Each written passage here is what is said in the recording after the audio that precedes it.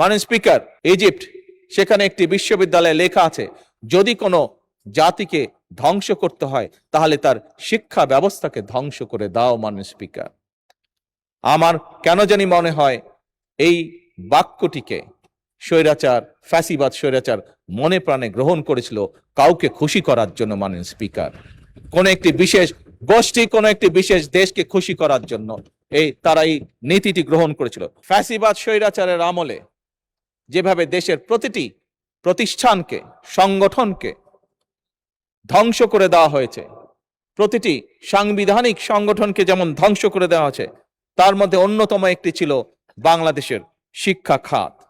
আপনি দেখেছেন মাননীয় স্পিকার, আপনার পরিষ্কার মনে আছে কিভাবে সেই সময় নকলকে উৎসাহিত করা হয়েছিল, কিভাবে সেই সময় অটো প্রমোশন দিয়ে আমাদের ছাত্রছাত্রীদের ভবিষ্যৎকে ধ্বংস করে দেওয়া হয়েছিল। মাননীয় স্পিকার,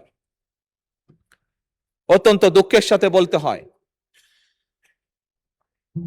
অন্তর্বর্তীকালীন সরকারের সময়ও আমরা এ ব্যাপারে কোনো পদক্ষেপ গ্রহণ করতে দেখিনি।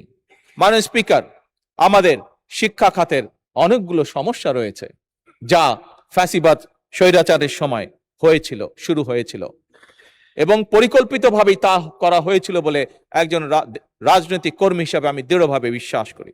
মাননীয় স্পিকার, এই সমস্যাগুলোকে অ্যাড্রেস করার জন্য যেমন প্রাথমিক সহ সকল পর্যায়ে শিক্ষকদের প্রশিক্ষণ, সঠিকভাবে ভালো প্রশিক্ষণ দেওয়ার জন্য, একইভাবে বিভিন্ন বিতর্কিত বিষয়গুলো সিলেবাসগুলো থেকে ধীরে ধীরে সরিয়ে আনা, একইভাবে শিক্ষার বিভিন্ন উপকরণ নিশ্চিত করা, এই সকল বিষয়গুলোকে আমরা প্রাধান্য দিতে চাই মাননীয় স্পিকার।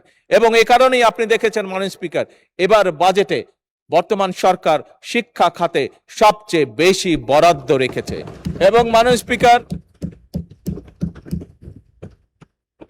আমরা দেখেছি পৃথিবীতে যে কটি দেশ উন্নতি করেছে প্রত্যেকেই তারা শিক্ষা খাতে সকল সময় বরাদ্দ বেশি রেখেছে।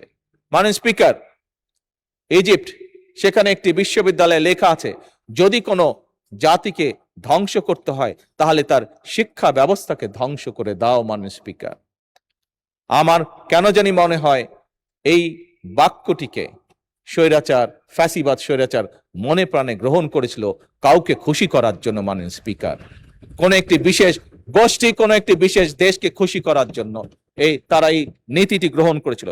মাননীয় স্পিকার, বর্তমান সরকার সম্পূর্ণভাবে এটির বিরোধী এবং দেশের ভবিষ্যৎ প্রজন্মকে সঠিকভাবে শিক্ষা দেওয়ার জন্য, দেশের ভবিষ্যৎ প্রজন্মকে ভালো শিক্ষার নিশ্চয়তা দেওয়ার জন্য, দেশের ভবিষ্যৎ প্রজন্মকে যারা গড়ে তুলবেন সেই সকল শিক্ষকদেরকে সুন্দরভাবে সঠিক ভালো ট্রেনিং দেওয়ার জন্য সকল উদ্যোগ বর্তমান সরকার গ্রহণ করেছে। মাননীয় স্পিকার, এই কার্যক্রম যাতে আমরা সঠিকভাবে চালিয়ে যেতে পারি সেজন্য মাননীয় স্পিকার, আমরা যে পরিকল্পনা গ্রহণ করছি আগামী 5 বছরে ইনশাল্লাহ বাজেটের শতকরা 5% আমরা শিক্ষা খাতে পর্যায়ক্রমিকভাবে বরাদ্দ করব, জিডিপির 5%। মাননীয় স্পিকার।